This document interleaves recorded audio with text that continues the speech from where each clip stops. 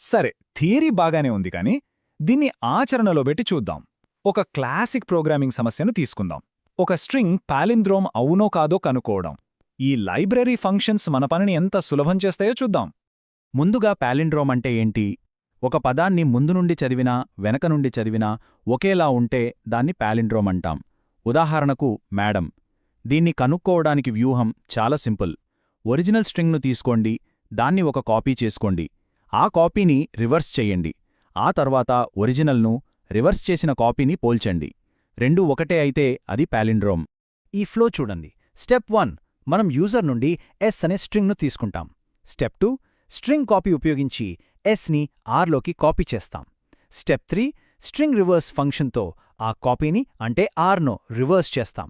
Step 4 చివరిగా string compare ఉపయోగించి original ఎస్ని reverse చేసిన ఆర్ని పోలుస్తాం. ఫలితం 0 వస్తే మనకు పాలిండ్రోమ్ దొరికినట్టే.